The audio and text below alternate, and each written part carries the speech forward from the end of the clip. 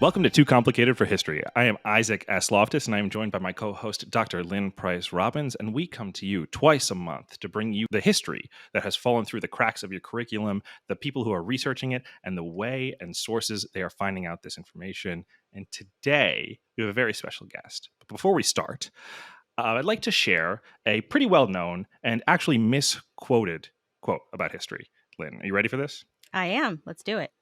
So, it's often said, incorrectly, actually it's a partial quote, that those who do not study the past are doomed to repeat it. Have you heard this before? Mm-hmm. Well, sometimes those of us who study the past like to repeat it anyway because it's fun. And today we have our first recurring guest who's actually been on the show before because she has a brand new book. And I'll leave it to Lynn to introduce her. Fantastic. Thanks, Isaac. Really excited today. We have Dr. Lindsay Chervinsky, presidential historian, the new executive director of the George Washington Presidential Library, and most important, author of the brand new book, Making the Presidency, John Adams and the Precedents That Forged the Republic. Thank you so much for being with us here today. Lindsay? Oh, it's a pleasure to be here with you guys. Thank you for having me. So I'm excited to talk about John Adams. I don't know about you, Isaac. I think we're fans of his, so... I am too. He has been the butt of several of jokes that I've made on this podcast, as regular listeners have heard. And I would love to discuss why I'm completely wrong about him. So, the broad perception of John Adams, at least from my perspective, from being a fan of history and not an actual historian, is that he was kind of a curmudgeonly, not terribly successful president in between two more famous, more enigmatic figures of Washington and Jefferson.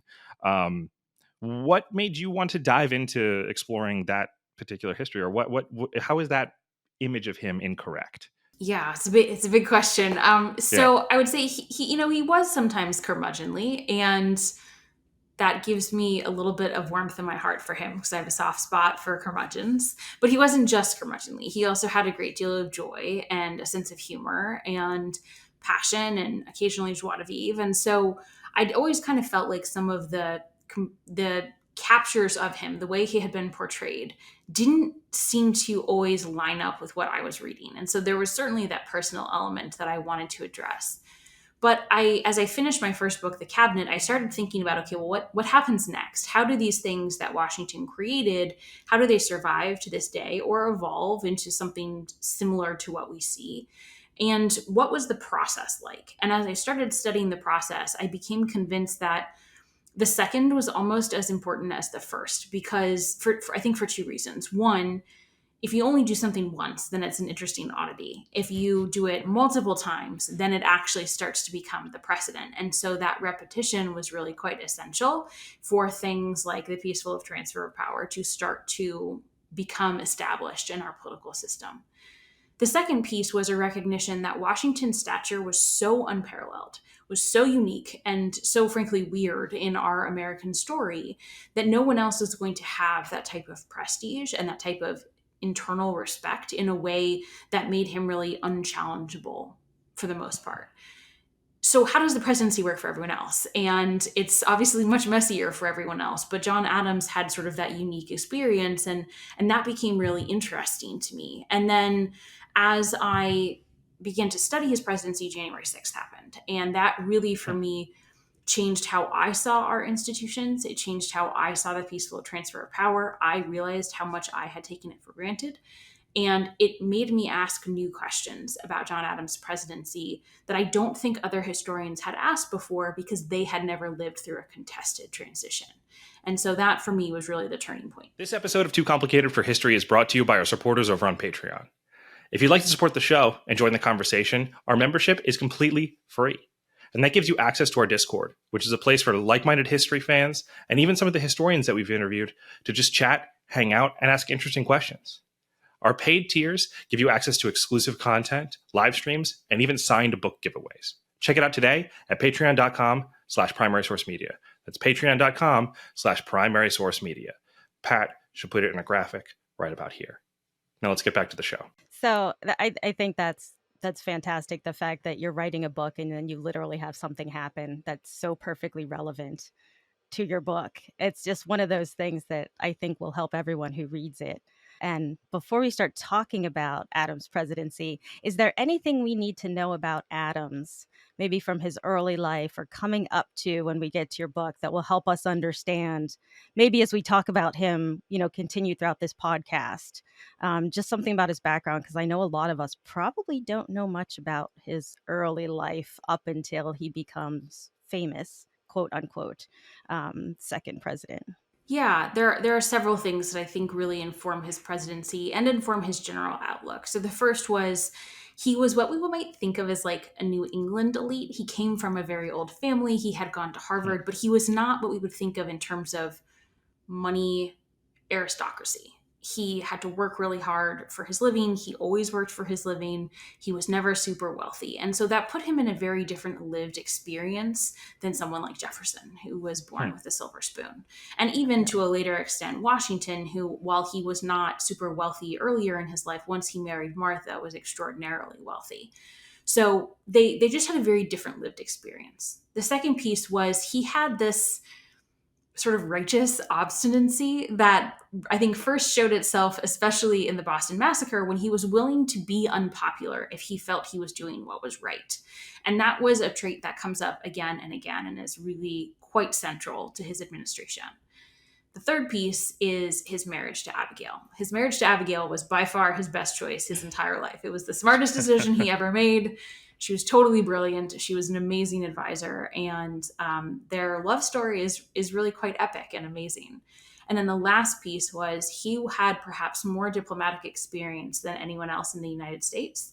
He had served in the Netherlands and France and London, so he kind of saw all of the major European powers. He had a very keen understanding of the fact that European nations did not give two hoots about what happened to the United States. They were extremely self-motivated. And so that sort of like Hobbesian, humanity is brutish approach shaped how he understood diplomacy and foreign policy and made him quite accurate in his predictions, because people who approached it through a very ideological lens got things wrong. So I think that his previous experience and expertise, while there were limitations to it, when it came to foreign policy and diplomacy, which really was the president's primary responsibility, it made him better prepared than almost anybody else. And just for context, for anyone in the audience who watched the recent Apple series Franklin, Adams is featured prominently in the French portion of the diplomatic things. And not to say anything about that representation, but even in a historical context, outside of France, his diplomacy was far more successful. Right? It was particularly bad, it was particularly hampered in France. Everywhere else, he was much better at it. Yes. So, I mean, he did not have the personality that was well suited to dealing with the French. He found them very annoying and very lazy, and they didn't want to work hard, and they were not forthright, and they were not direct. And Franklin was very good at that, and Adams was not. Now, Adams' second go, so as a result, Adams was great with the Dutch. He loved the Dutch, and the Dutch loved him. And he actually liked the British too, and the British did have a lot of respect for him as well. His second go-round in France was much more successful because he and John Jay were really the two main forces behind the Treaty of Paris, which ended the revolution and produced independence. And they were both united and kind of like bullied Franklin to go along with them because he was willing to give a much friendlier deal to France. And so that last round, I think, was more successful. But yes, his first time in France didn't go very well. Yeah, because if that was people's most recent interaction with Adams, I wanted to make sure that when you say he had a lot of success and experience diplomatically, it wasn't all negative experience. Right. But even that failure was super helpful for him because he understood exactly how self-focused France was. And he wasn't necessarily even critical of that because he understood that that's how a nation should be. But he did not take the flattery that, we're sisters in arms or we have sister ideological revolutions. He was like, no, I don't buy any of that. And so I think that actually was quite useful to him later on. That's great. Lynn, did you have any other things that our audience might have as far as foundational stuff about Adams? Any other questions before we dive into the presidency? Well, I think this is a quote, and I don't know where I first heard it, but it's one of those quotes for some reason I always think of, especially when I visited Philadelphia for the first time. And you can tell me, if this perhaps I was, reading it incorrectly. We'll see. But it's when, and I imagining it happening in like the, Independence Hall, even though I don't think that's where it was. But when Washington is sort of finishing up his presidency and Adams is beginning, and Adams says that Washington says to him, I am fairly out, you are fairly in. Let's see which of us will be the happiest, which I always thought was like, I'm free now. Enjoy it, buddy, kind of thing. And so that makes me think, did Washington help to prepare Adams for this? Because I know we hate it when we start a new job and the old person's, and we're like, what do we do? And I feel like, can you imagine walking in when it's been Washington and it's like, Yeah. what's the job again? Where's my job description? So I'm kind of interested in that part of it, just how he gets there and how Washington plays a role. So that quote, actually, I love that quote. It's from a letter that Adams wrote to Abigail. She wasn't there for his inauguration because his mother was quite ill, and so she was home with her. And it's what Adams thought that Washington was thinking when he looked at his face and looked at his eyes. It's what he thought that Washington was thinking. I love that. Which is... That's even better. I know. It's, in some ways, it's even like more revealing. Yeah. So, one of the contributions that Adams makes that is really often overlooked because we forget how hard it is to build things. It's so much easier to tear them down. Mm-hmm. Adams knew that whoever came after Washington was going to have a terrible time. Everyone knew it. Jefferson wrote that, whoever came next was going to be left holding the bag, and he didn't want to be that person and was delighted he lost. So Adams knew it was going to be awful, and he did it anyway. And that, I think, shows remarkable political stubbornness, or you could call it political courage, where he knew that this was going to be, incredibly hard. He was either going to follow Washington's model and come short in comparison because everyone was going to fall short compared to Washington, or he was going to diverge from Washington's choices and then was going to be criticized for doing so. So it was a complete lose-lose situation. Sure. And as you said, he was coming after Washington. There was only one model. They had not been particularly close. Washington did not invite Adams to a single cabinet meeting. So Adams did not know how that worked. He didn't really know the cabinet secretaries. That moment of transition, and I know we'll talk a little bit more about this, was one that was incredibly tense and very nerve-wracking because they had never done this before. And people genuinely did not know if the presidency would work without Washington in it. There was like real questions about would the powers of the presidency, would the cabinet, would the relationships between the branches work with someone else? And so Adams was tasked with trying to provide an answer to that and figure out who should be in these positions around him. And Washington didn't tell him a whole lot, which was, I think, a mistake. And so it was just an incredibly difficult moment for Adams and for the nation. Well, I have to say, when you described him as someone who was stubborn and that they would do what was right, not what was popular, it sounds like he was the perfect person to be there because he wasn't going to be popular with everyone, no matter what he did. No. And there were certain things, like a number of treaties and a number of foreign relations, that it's almost like, when you build a new house and you put in new appliances and you have a new roof and you have all of these new systems. And at the about 10 to 15 year mark, things start to kind of fall down, or they need repair, or they need, some sort of update or something. The nation had technically been in existence since 1776, but a number of treaties had been signed in the 1780s, and this was now the late 1790s. And so there was this, these growing pains that were basically coming up. They were bubbling up in the international system in terms of the relations between the United States and Spain and France and Great Britain, and between the states and with native nations. And so as they were grappling with all of those things, that was right around the point that Washington left, and Adams, or whoever came after, was going to have to deal with those things. So it was not only the office of the presidency, it was the fact that the nation was moving into a new chapter, and that was going to be incredibly difficult. And because Adams was so well-versed in foreign policy, he knew all of that to be so. Now, given his, I think, unique disposition for accepting kind of a position that was not gonna, he was gonna take a lot of flack for. And you said Jefferson even acknowledged that fact. Were people excited about Adam, like how do people react to Adams winning that election? Yeah.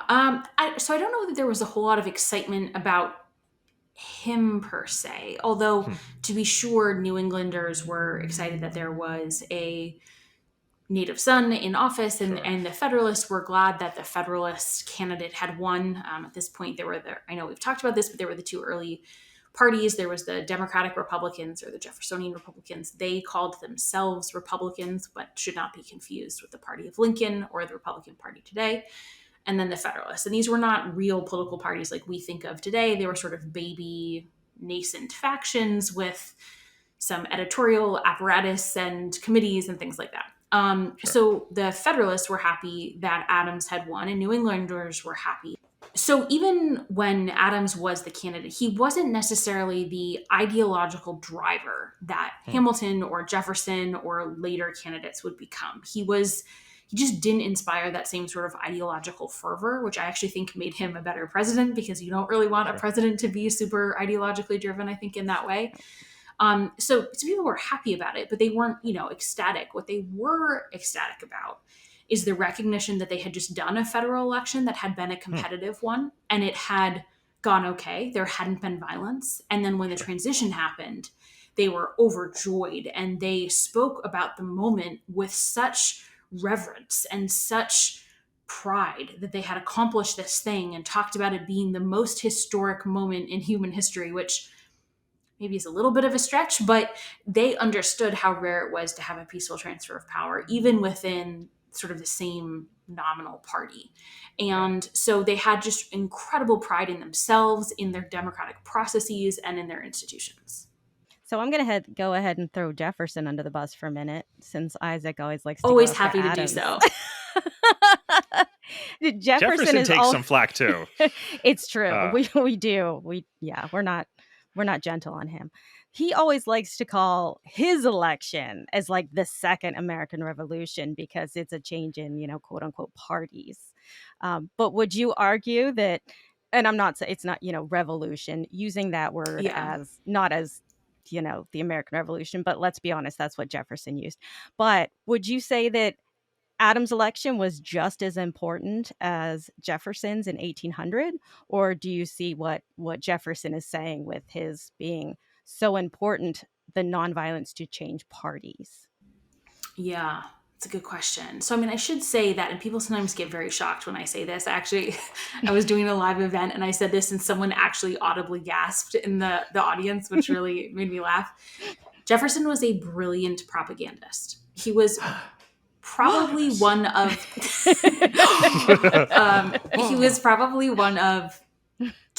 all-time two of the great. So Hamilton and Jefferson, living at the same time, were two of the all-time great American propagandists. And the problem is that on most things, most historians take Jefferson's language with a grain of salt, or in some cases a bucket of salt. I don't know if you guys have talked to Joanne Freeman, but she has this line, which I think is brilliant, which she says, Jefferson makes a lot of sense if you understand that sometimes he lies. Fair. Sometimes he lies. And if you acknowledge lyrical. That, he becomes a lot more consistent in your brain if you're saying, okay, sometimes he's lying. But when it comes to Adams, historians tend to take Jefferson's word as though it's gospel truth. And I'm like, where is this coming from? We are losing our analytical structure. So it was not a revolution. That was very silly language. He was, propaganda. But it was really quite essential, because it was, I think, the first big constitutional crisis. And it was resolved in such a way that made the institution stronger, and made the presidency stronger, and made the American people more aware of the treasure that they had and how much they had to work to preserve it. Right. But I do think that Adams' election and the transition in 1797 is just as important, because you don't have the second one if you don't have the first. Right. A lot of what they were doing, was building on what had already been done. And these practices have to occur again and again before they acquire some strength, before they acquire some staying power, some muscle memory, if you will. Mm-hmm. And so 1796 is essential because it is the starting point in which this happens. It is the starting point in which they are starting to recognize how to do these things and treat it as regular practice. And they almost ruin it 4 years later, but they don't. And I think that if that had occurred in 1797, they likely would have ruined it because they hadn't already had that basic one repetition. Right. Oh, that's a great way to look at it. Yeah, and before we get to how the Americans almost dropped the soup in 1800, I would want to, because I do think that that's an important discussion to be had, especially in context of January 6th. But like in his presidency, so he enters in this pivotal moment and relatively fragile position, knowing that stuff has to be done. And what I learned in school, for the most part, was about all of the mistakes, I think, or some of the missteps. Those are very well highlighted. Specifically, something like the two different things that get lumped together, called the Alien and Sedition Acts, which are two different pieces of legislation. But I'm curious what your perspective is on, like, once he's on the ground and he's starting to get, there needs to be some movement and handling some of the challenges that they're facing. Mm-hmm. Was it all, kind of missteps and failure? Like it couldn't have all been legislative sort of like misguided legislation, right? Yeah, well, I know we will absolutely talk about the missteps, and they were there for sure.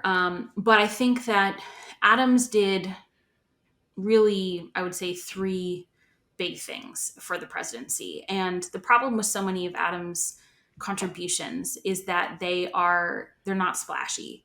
They require restraint, they require consistency, they require showing up. And those things are very hard to quantify. They're very hard to rank for the C-SPAN rankings. Right. They don't generally get, the monuments in cities. They're much less sexy than winning a Civil War or World War II or, something like that. So they are not appreciated as much. And they're also much harder to teach because they're complex and they're messy. So first one we've already touched about, which is that he showed up, and at a time when a lot of people didn't want to. And that, I think, should be applauded. The second one, and this encompasses a lot of different parts of it, but he was very protective of the executive branch and presidential power, especially from threats from Congress, from threats from his own cabinet, and from threats from a very politicized military. And so those things were essential to maintaining the character of the presidency and the institutions as we know them, but also to maintaining a civilian-led government and a civilian-led military. So just to dig into a couple of those, he really wanted to pursue diplomacy at various points, and his cabinet was often against him, and members of Congress were against him, and he fought back about those attempts, and it took a while, and at times he dawdled in ways that he probably should not have, but he ultimately did assert his right to pursue diplomacy and be the main voice, as opposed to having a power-sharing agreement, which is what the cabinet was kind of going for, much like the British cabinet today is really a power-sharing structure. The second piece of that, and as part of his assertion of control, is he was the first president to fire a cabinet secretary. That power was very much undefined. Congress had actually not written down how secretaries would be removed because they could not come to an agreement. So they used passive voice in the legislation instead and said, when secretaries are removed, the chief clerk, becomes responsible for the papers of the office. Passive voice. Okay, well, so secretaries can be removed, but how? And that was, they couldn't decide, and so they just didn't. And so Washington didn't ever have to use that power because when his displeasure was known, people resigned. And so it was up to Adams to fire someone and to see what happened. And when he did and asserted that power, it established that precedent, which is still with us today and actually has been recognized by Supreme Court decisions as well. The last piece is really the peaceful transfer of power. And it's in the 1786 election and the 1800 election, but there are not countless because they actually can be counted, but innumerable small decisions that Adams made to protect the constitutional process, to adhere to the way it was supposed to be decided by the terms of the Constitution, to ensure that the transition went smoothly, to prevent against political violence. And that was really quite essential. And as part of that, he had worked for a couple of years to undermine the army when it was very political, which sounds to us like, oh gosh, we don't want a president undermining the army. But trust me, he really didn't want this army because it was very political. The people in charge wanted to use it for domestic purposes to go crush their political enemies. And Adams didn't want that anywhere near the seat of power. And that was a pretty important choice. Huh. That's pretty remarkable well, especially considering that he didn't serve in the army, like he wasn't a military official in comparison to Washington, so his relationship with the military was very different. True. Yeah, those are that. It does sound like very mundane work, right? Laying, Yes. like figuring out, which is.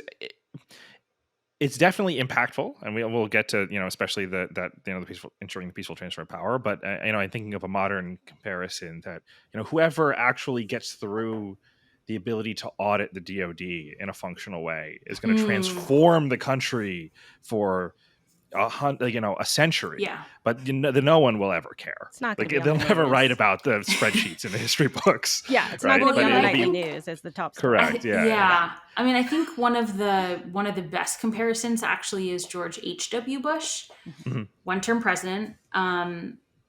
I have gotten into squabbles with other scholars who say that if you're a one-term president, you're immediately a failed president. I was like, well, that's hogwash, because so much of re-election has nothing to do with your presidency. It has everything to do with so many other factors of like who came before you and who is your opponent and what does the economy look like. And we know the president only has so much control over the economy. I mean, there's What are just so gas many other prices things. like in the fall? Right. Like, Right. Yeah. What is Saudi Arabia doing with its oil? I mean, it's just like Right. utterly absurd. So, Yeah. George H.W. Bush was one-term president. So much of what he did that was so effective was ensuring that the Cold War, when it did finally come to an end, wasn't a nuclear catastrophe. He could have gone out and been full of bluster and, gloated, and he didn't. And that restraint, again, really hard to measure, but really essential to have a level head. And so much of that came from his experience as the head of the CIA prior and, his foreign policy expertise. And so I think that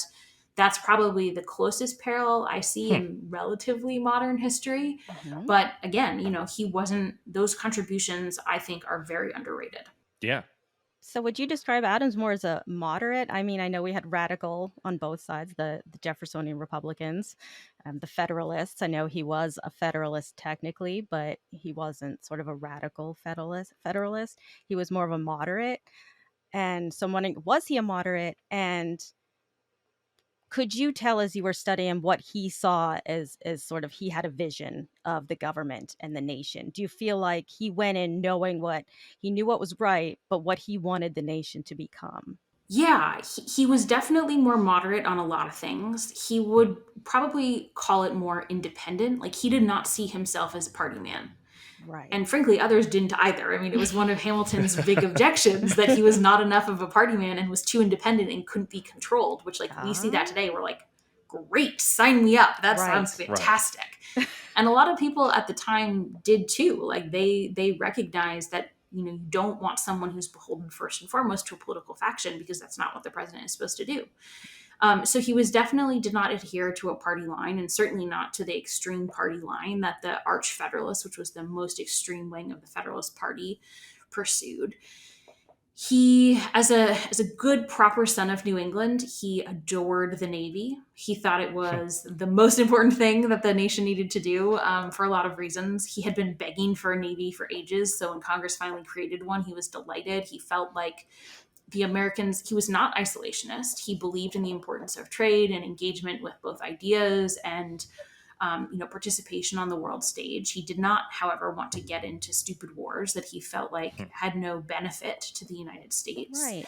He felt that the Navy was essential to all those things because the Navy made trade more lucrative. It protected our ships. It made diplomacy more effective because it was sort of the carrot and stick option. He did believe in a strong federal government and more a strong Navy, a little bit less a strong Army. He understood the importance of trade and cities and infrastructure as, 18th, early 19th century infrastructure. So I would say, what's shocking about the moment is that his vision was actually mostly parallel with Washington's. They were in agreement on so many things. Wow. And I think that when they did talk about it, they recognized that agreement and they kind of were like, we actually agree on most things. And when they had disagreements, it was because they were not talking and they were allowing other people to talk for them. Right. Yeah, when you live contemporaneously with two of the greatest propagandists in the country's history, it's probably pretty easy to get your words twisted when it's hearsay. So true.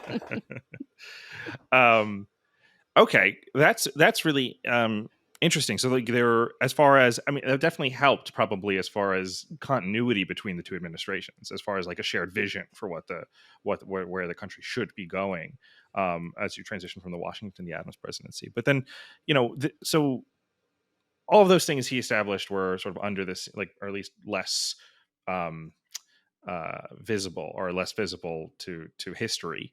Why do the particular or were the mistakes higher profile at the time, or like those missteps? How did he wade into places where it may have been genuinely a mistake?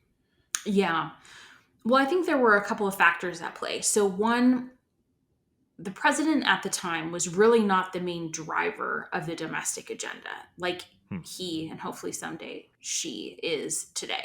So today, the president sort of lays out their agenda in the State of the Union.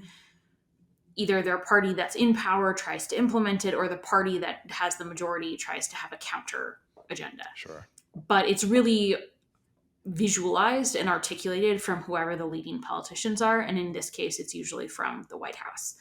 That was very much not the case. It was the expectation that the president was mostly in charge of foreign policy. If there was a domestic crisis, like a rebellion, then the president would respond to it. But they were not the ones that were suggesting legislation. I mean, they did make recommendations in their State of the Union, but they were not like, whipping votes or something. Right. So I think one of the challenges is because Adams was not the ideological driving force of the Federalist Party, he was kind of beholden to the ideological forces of the Federalist Party and takes a lot of the blame for some of their worst mistakes. So in particular, the Alien and Sedition Acts, which were actually 4 bills. There's the Alien Friends Act, the Alien Enemies Act, the Naturalization Act, and the Sedition Act. And I think that they're actually worth breaking up because they have different implications for various things. The Alien Enemies Act was actually pushed by the Republicans, and it was a bill that said if war had been declared, then foreign nationals of that nation can be removed with all appropriate due process. It was a totally fair bill. A version of it has been on the books since then, and in times of war has been utilized. So that bill is totally fine, kind of out of the way. They had put forth that bill because they were trying to stave off a more radical version. That did not work. The Federalists passed the Alien Friends Act, and the Alien Friends Act was designed for the president to be able to remove any foreign national at will without the appropriate due process. This was obviously not a very fair bill. All of these bills were passed by Congress. Adams did sign them, but he did not ask for them. Where I think Adams deserves credit is the Alien Friends Act he never actually implemented. So he did not actually deport anyone. So while it's not great that it was on the books and it did expire, it was not actually put into force. So I kind of put that into a separate section. The Naturalization Act made it much harder for immigrants to become citizens because most immigrants tended to vote for Republicans. Pretty crappy thing to do. Very political, very partisan. Adams didn't ask for it, but he signed it. The Sedition Act is where we run into some trouble, because the First Amendment is fairly explicit on this one particular issue, even though the amendments were not sort of cherished as like almost religious as we do today. Right. They still just had a concept. Written them. Yeah, like they just they had just written them. Yeah. And there wasn't the same sort of like understanding of how they were going to apply. And I think critically in this moment, and I know we've actually talked about this in a previous conversation, but it's worth repeating. There weren't laws on the books or any sort of jurisprudence that limited free speech in terms of what we think of today in terms of protection. So the most famous one is you're not allowed to shout fire in a crowded theater, or you're not allowed to use speech that's designed to provoke violence. Those things are not protected under the First Amendment. those types of restrictions were not on the books. And so people did print language that did provoke violence, and quite intentionally so. There was violence in the streets of Philadelphia. It was often political. Threats were coming to the president's house, and there was no Secret Service and no gates. And so there were these, I think, very well-intentioned and very understandable fears about what speech could do to the political system and to partisan violence in particular. However, the Federalists took those fears and said that because the threat was so extreme, it justified any means necessary to defeat the threat, which, if you burn down the forest to save one tree, then you've kind of, missed the plot. You've lost the plot of the story. And so if you destroy the Republic to defeat the Republicans, then you have lost the plot. And so again, with the Sedition Act, Adams did not ask for it, although Abigail wanted it. This is the one place where Abigail's advice is not great. He did sign it, and although he did not ask for particular prosecutions, he did approve of them. And so it is absolutely a black mark on his record. It should be treated as such. I think that he does not deserve all of the blame, because I think most of the motivating forces belong with Congress. But, I think it's not great when you violate the First Amendment, and it's not great when that's the dark mark on your presidency. And one of the reasons we remember it so much is because it was Jefferson's most hated thing that Adams did. And so he doesn't let us forget it. Jefferson doesn't let anybody forget if he doesn't want us to. Nope. Yeah, and I think that it's an unfortunate conclusion that Adams gets, the criticism for that, given he wasn't an ideological president in your, as far as you're conceiving of him, and straddled a series of more ideological presidents. The ideological ones are the ones we tend to remember, and they tend to be the ones that stick out through history, in a way that we think that that's the way that the presidency is, right? That everything that happens during a person's presidency is sort of their doing in some form or fashion. Right. But it's really interesting to hear you say that, he was very much at the whim of that party, and when the legislature came to his desk, he signed it, so there's something there, but he wasn't the driving force behind them. That's actually an interesting insight. Yeah. Well, I mean, when we think about the presidents that we tend to remember the most, I, like, off the top of my head, you have like Jefferson and Jackson and Lincoln and Theodore Roosevelt and FDR and LBJ and Kennedy and Reagan. I don't think of Lincoln as a super ideological president, but I think because he was such a compelling, driving force during the Civil War, and was also such a brilliant politician and linguist, he kind of gets pushed in there anyway. But the rest of them, they represent big turning points in the party, often because they are a ideological driving force, and they have this big agenda and this mission that they are pursuing, and they're able to convince the American people to go along with them. And so you're right. I think that one of the reasons we don't remember him, same with people like, Eisenhower, or I already mentioned George H.W. Bush, but I would put him in that category, or, some other presidents who were highly competent, highly, I think effective in a lot of ways, but they were not the same sort of colorful force. And so they often don't necessarily filter up in the American imagination. So it seems like Adams may have had a more combative relationship with the press.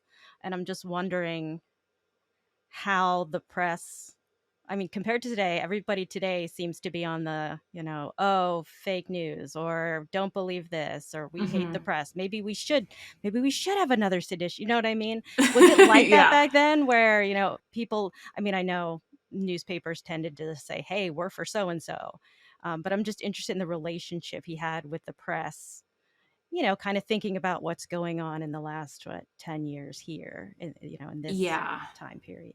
Well, yeah, he didn't have a great relationship with a lot of the press, although he did have some. So, like, one of the editors who was a big supporter of Adams was Noah Webster, who was a moderate Federalist. He eventually became Webster Dictionary fame. He was a big supporter, and he appreciated and applauded Adams' independence. So there were people who did support him and did like him.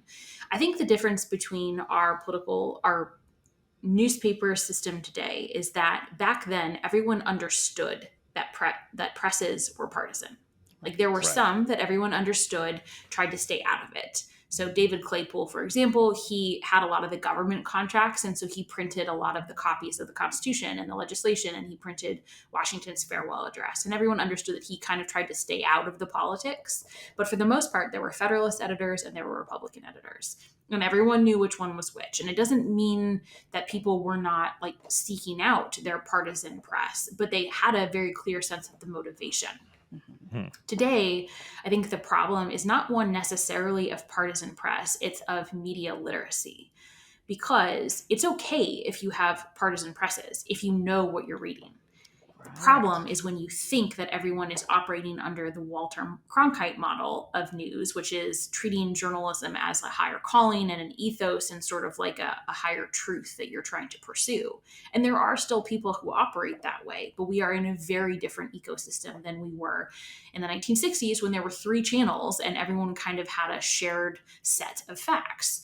And so a lot of this is generational, frankly, because a lot of the older generations have not adapted their thinking about media and news to understand this new dynamic we're in. A lot of the younger generations, while I wish they sometimes got news from places that were not TikTok, they do actually have really good media literacy in terms of understanding that motivation is often a really important thing to factor into news. And so I think I don't think that we necessarily need to be afraid of a partisan press. I think we need to be afraid of people not understanding that it's a partisan press. Yeah, it almost sounds like you're saying the environment was the journalistic environment in the founding era was a little bit closer to what we have today, where there is a disparate, many different with particular ideological drivers. They were just explicit about it. You started this episode with a conversation about history repeating itself. Yeah. And I think, historians like to use the phrase, history doesn't repeat, but it rhymes. And I think that reflects the cyclical nature of a lot of the trends that we see. Mm-hmm. And this is true with news and media as well. Anytime you have an evolution of technology, whether it's the printing press, whether it's the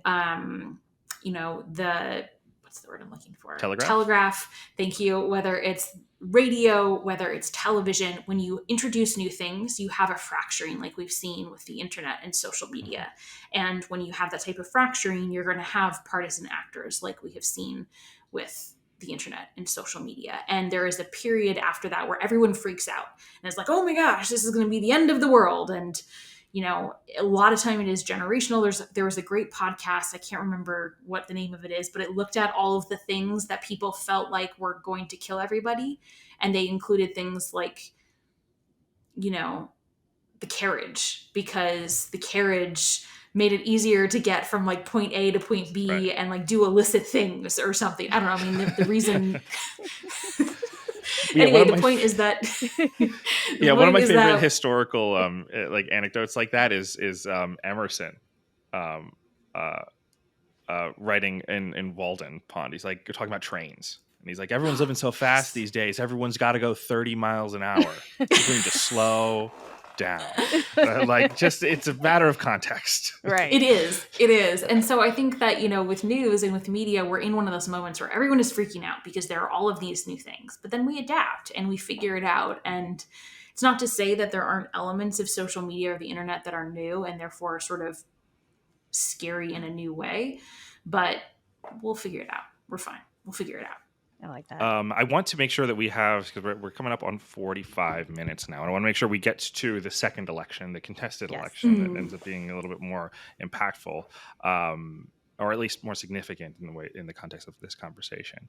So Adams gets through this presidency. What is his status in the country? Like, what are people feeling about his administration, and when his 4 years are coming to an end?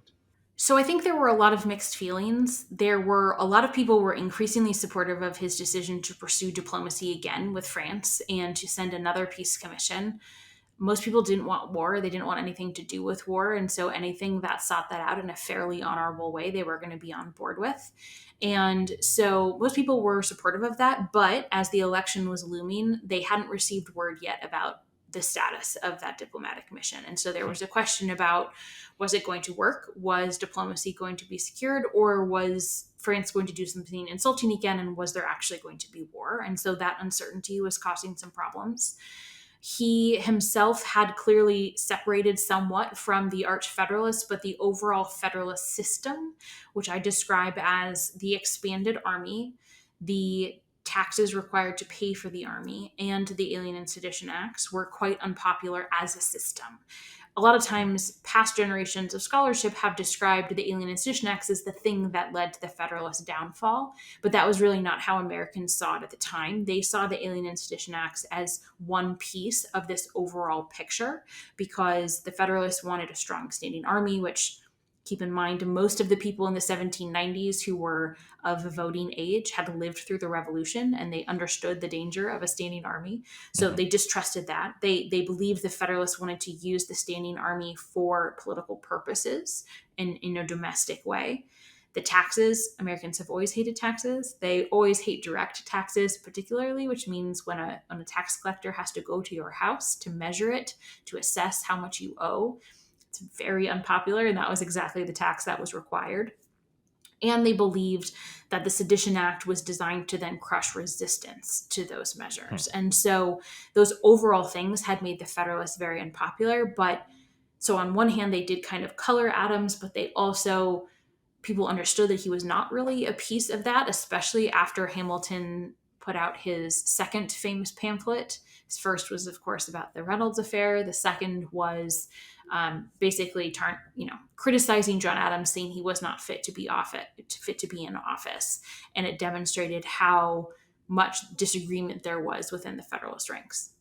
So I'm trying to think of what is the best way to approach the election itself, is there?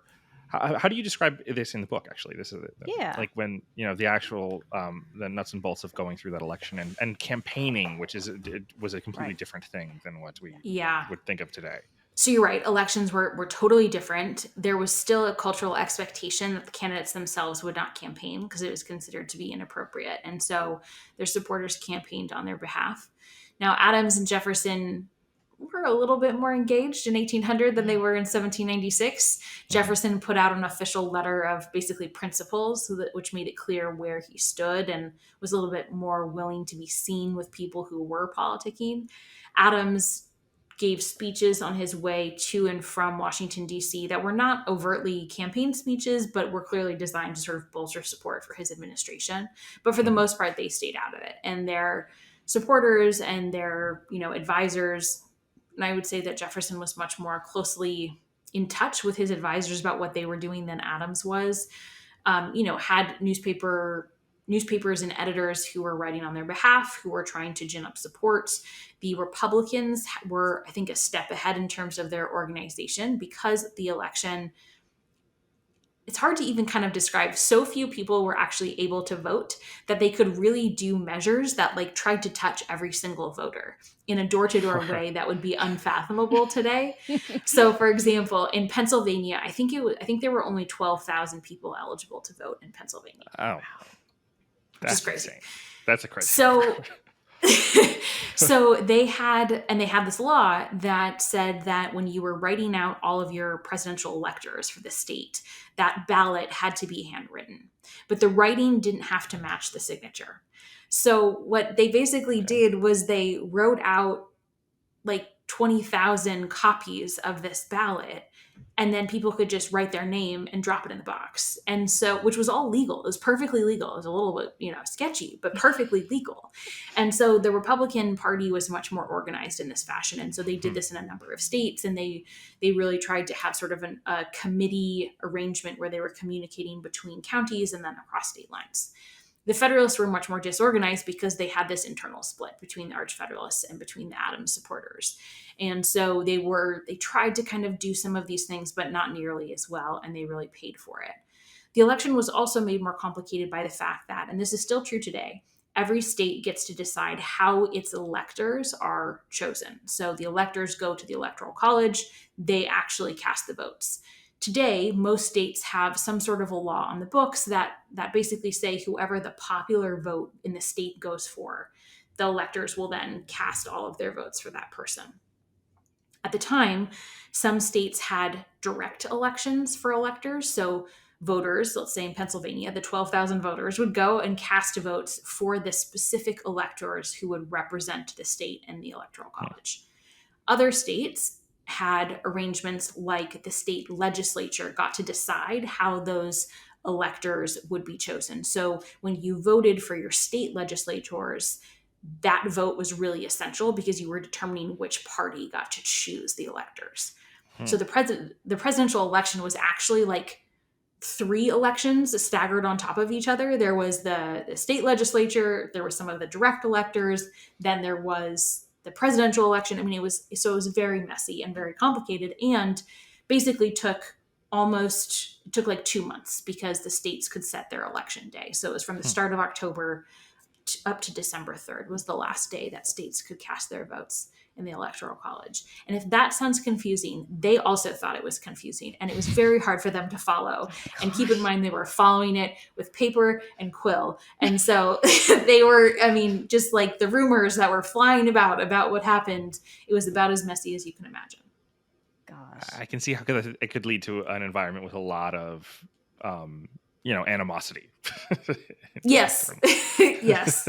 And then can you imagine 100%. recounts and having to go back, and it could take a year just to figure the thing out. It was quite messy. And, I think in 1800 that they had a little bit of a better sense because they had kind of figured out which states were going to go for which party based on the results in 1796. Mm-hmm. But in 1796, Adams did not have confidence in the results until December 31st, when he wrote to Abigail saying, "I think that I've won, but I won't know for sure until February 11th when I actually open the returns." So like, imagine waiting for 3 months to get tentative results, maybe, and then another 2 months to open the certification, and then you basically have 3 weeks before your inauguration. Wow. Huh. Yeah, I guess this is a topic for a different discussion, but then I guess the lame duck presidency, like part of a presidency, was significant, and so, as opposed to right now where it feels like it's very short. Right. It's only a few months long. Right. Yeah. But yeah. So how did this all go down? So like that's like you laid the groundwork for how complicated the voting process was, and where all the potential pitfalls of misunderstanding and disagreement can fall. How did this second go around for JVA go?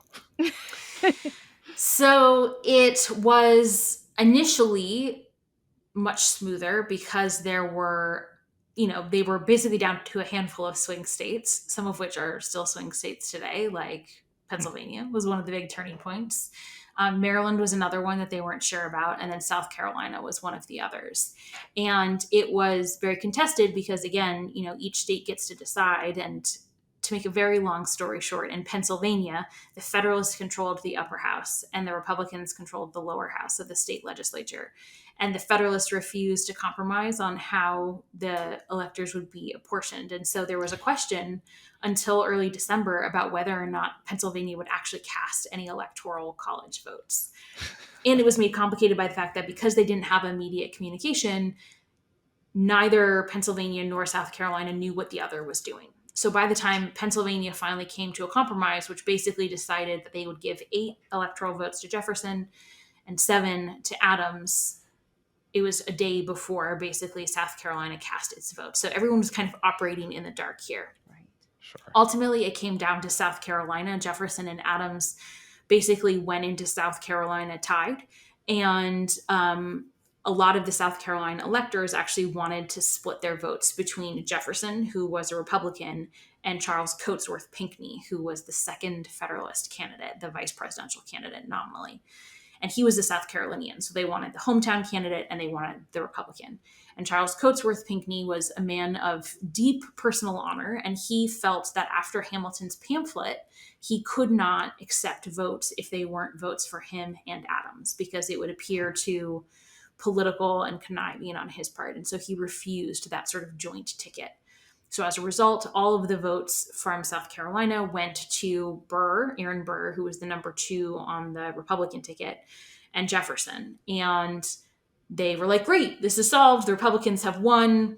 And then they realized, oh, shoot, we forgot to arrange for one Republican elector to drop the Burr vote. And it turned out that Thomas Jefferson and Aaron Burr had 73 electoral votes. And this is because the way the Constitution was originally conceived, there wasn't a vice presidential ticket and a presidential ticket. They weren't separated. And so you just cast your votes for the top two people.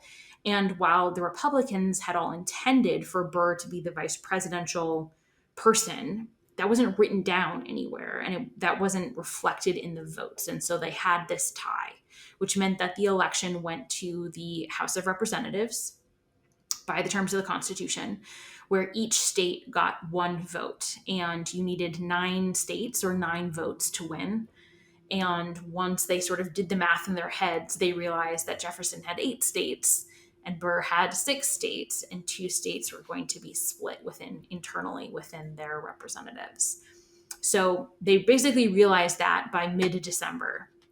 They did not certify the votes until February 11th. And those 2 months left a lot of room for machinations, which the Federalists filled with great aplomb. So,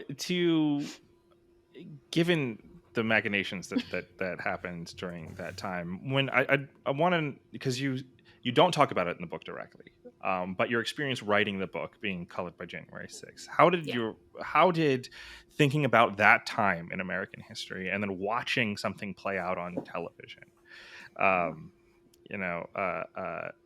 what was that experience like for you?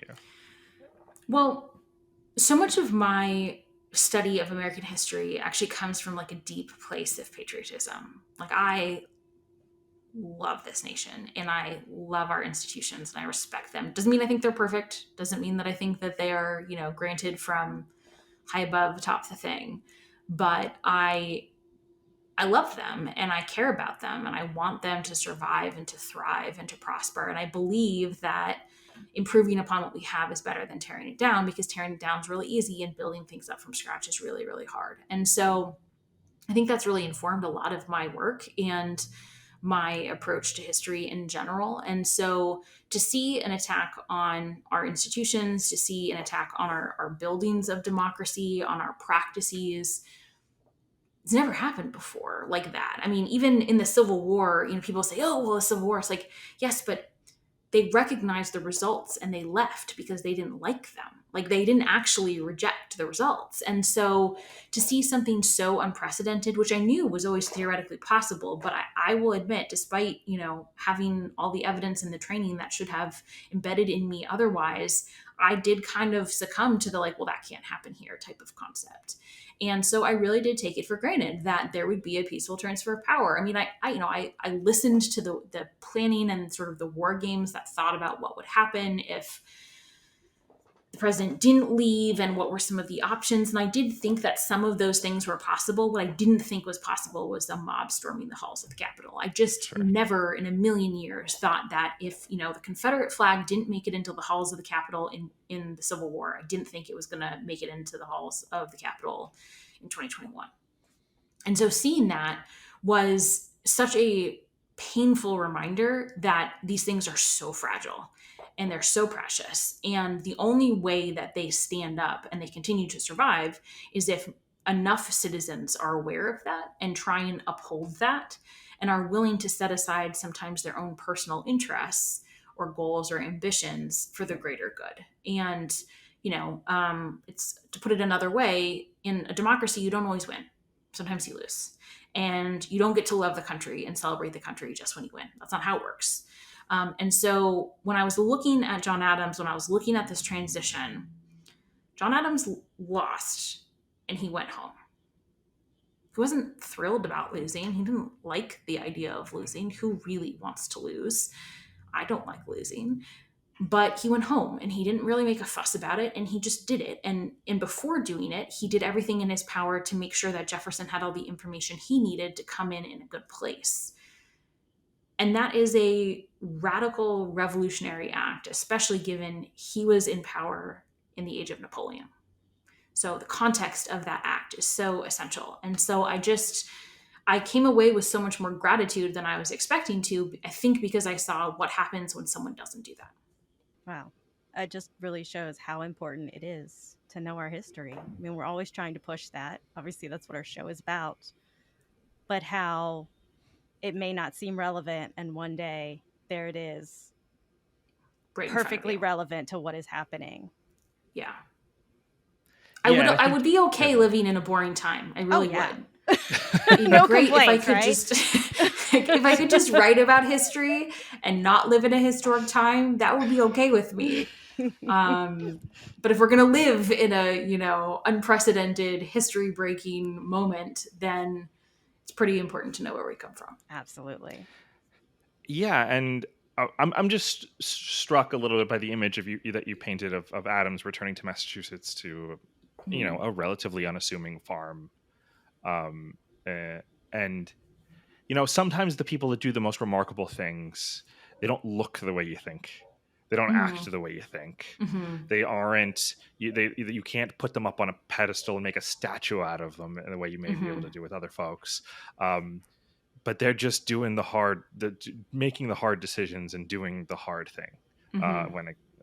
And he's definitely one of those figures. And I'm very happy that you've written this book about him, because it changed the way I perceived him.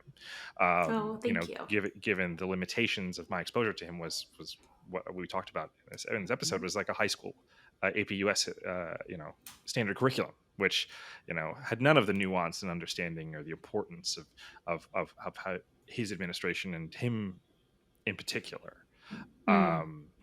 And I'm excited for people to get to take a look at it and to sink their teeth into this history. Yeah, hopefully really, it changes some minds too. it gives him his due, but it also shows that you don't have to be flashy, loud out there to make a difference. You can be the one who's quietly making a better world and not necessarily even being noticed for it, but that it does still matter. And one day, someone will notice. Someone awesome like Lindsay will write a book about you. And then everyone. Thank you. Well, you know, I think years later, along with that idea, you know, some of the most important actors, especially in the constitutional crisis of 1800, there are names that we don't, unless you're reading a very detailed book on the 1790s or early 1800s. People like James Bayard and Samuel Smith, I think, are really essential actors in finding a moderate compromise that preserves the Constitution. Those are not names we know. And they were making choices that were not always in line with their own political fortunes, especially James Bayard. And yet they did so because they felt like it was really essential. And so I just, whenever I can, I like to point out that these are small. And at the time they were, if I can remember, I think they were 37 and 42, something like that. So young. Yeah. So, I mean, it's a good reminder that you don't have to be, you know, you can be young and you can demonstrate civic virtue, which I define as putting the Constitution above your own political interests and make a big difference, even if it doesn't become, you know, the title of a history book. Right. Yeah. I think that's a wonderful thought to end this conversation on. But before we leave, I would love for you to share is where can our audience, find your book, follow your work. Obviously, you have some new stuff, so I'm not sure if there's any new places where they can go check out. Yes. What you're up to. I'm all over the place. Well, thank you. That would be delightful. So you can find the book wherever you find books, whether it's online or at a local store. What most people don't know about local stores, if you have a favorite local bookstore that you like to support, if they don't have it in stock, they can order it for you. And they are happy to do so. So you can order it wherever you would like.